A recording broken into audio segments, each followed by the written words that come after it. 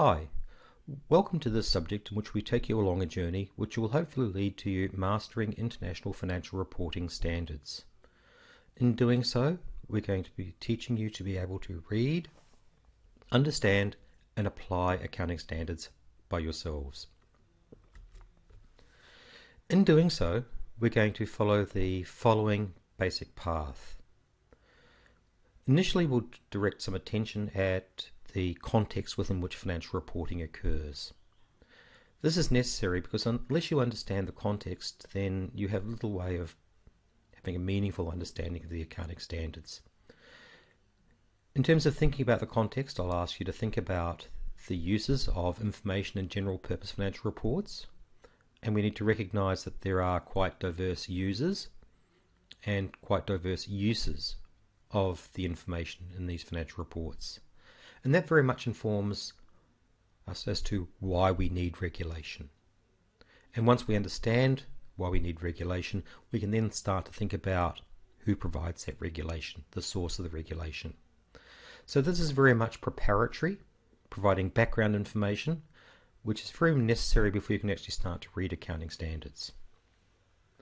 We can then start to consider accounting standards, and initially our attention is going to be focused for a very short period of time on what I would call the presentation standards. And these presentation standards dictate how financial reports appear, and it's probably because of these standards and statements that they appear fairly consistent across firms. They're very comparable. And the statements I'll talk about here are the conceptual framework, and it has a number of what I call supporting statements. And these very much dictate the format of financial reports.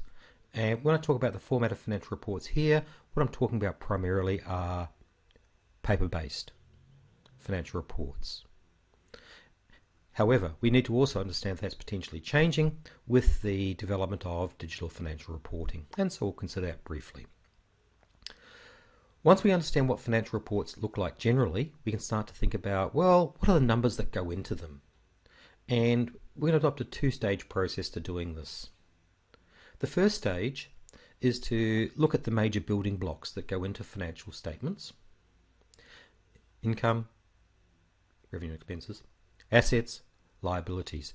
And what I'm going to do is I'm going to aggregate a number of accounting standards under each of these building blocks. And what we're going to do is we're going to look at these accounting standards and look for consistency that exists across the accounting standards. And that's going to make it much easier for us to understand these accounting standards. That's the first stage. The next stage is to use the framework we've just developed, which helps us to understand existing accounting standards, and see if we can use that framework to help us to understand new accounting standards. New accounting standards to you, or newly issued accounting standards. And I'm going to use that framework to help us work through topics such as leases, foreign currencies, financial instruments, and income taxes. So let's start this process. And the first point I made a minute ago was that before you can start to even think about accounting standards, you need to understand the context within which financial reporting occurs. And one of the things I'd probably encourage you to do is to get a copy of an annual report. I don't care which one. I'll just pick Qantas here. Have a quick look at it and think about who would be the users and uses of the information contained in that financial report. How are they using that information? Because what we need to understand is that there is always going to be a supply and demand for information. We don't have financial reporting because it makes us feel good. It has to have some purpose, some supply and some demand. Three of the most commonly identified uses of information general purpose financial reports are stewardship, financial contracting, and decision making. And we need to understand how these have potentially conflicting demands of accounting standards, conflicting demands in terms of accounting practices, and that tells us why regulation is needed. Why do we need rules? Well, we need to recognize that financial reporting is a communication process. And that communication process means that the information contained therein needs to be understandable. If you think about English, we have rules of spelling and grammar. And when we don't comply with those rules, we allow our ability to communicate effectively. What does this mean for general purpose financial reporting? What it means is that just as we have rules of spelling which restrict how we write words, likewise in relation to accounting, those rules are going to restrict accounting choices. And secondly, they're going to ensure that we have adequate disclosure so that people are able to understand the information that's conveyed to them. So we need regulation which restricts accounting policy choice and ensures that we have adequate disclosure. Where does that regulation come from? Well, it's probably fair to say that the most overarching source of regulation of financial reporting in Australia is the Corporations Act.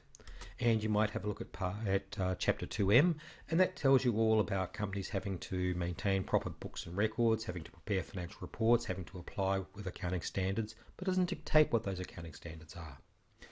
In Australia, those accounting standards are issued by the Australian Accounting Standards Board, but the Australian Accounting Standards Board actually takes them from the International Accounting Standards Board and reissues them in Australia, with additions to enable them to be sector neutral.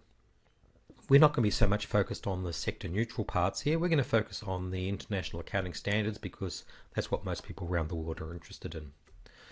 So the AASB issues these standards which are referred to in the Corporations Act, and compliance is overseen by the Australian Securities and Investments Commission, ASIC. They're the enforcement body.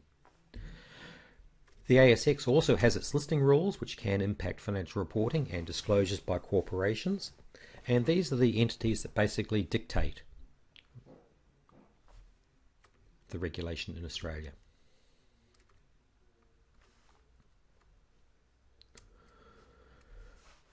When we think about financial reporting, one of the things that probably strikes us is that when we look at the financial report for any company, for any number of companies, they all tend to look the same. They all have the same basic structure. And the reason for this is they come out of a common framework for financial reporting.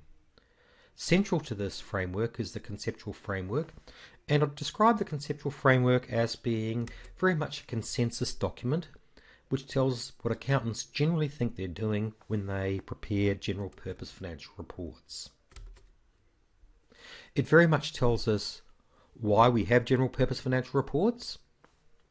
It tells us what goes in financial reports, and it tells us how it goes in financial reports. Supporting the conceptual framework, we have a number of accounting standards, and these identify the presentation of the financial reports that we're looking at. These would be generally applicable accounting standards. They don't apply to specific companies. They would apply to all companies. And these are standards such as IAS 1, which talks about the presentation of financial statements, IAS 8, complying with accounting policies, and IAS 10, events occurring after balance date.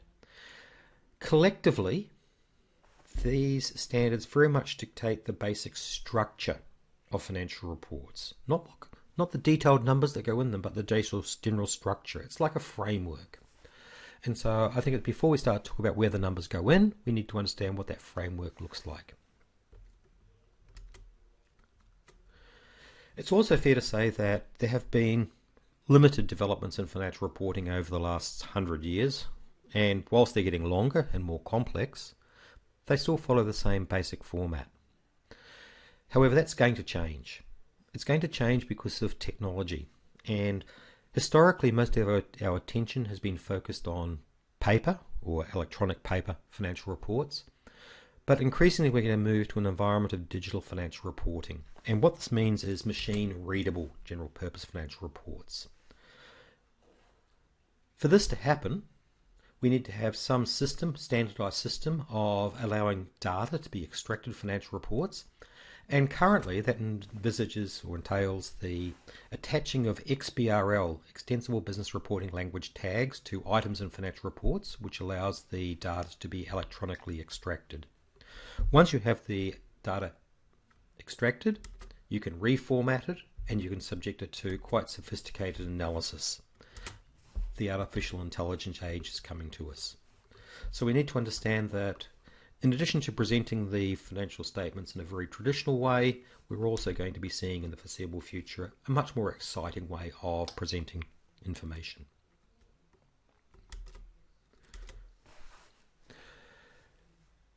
In terms of working through the accounting standards, what we do in stage one of the content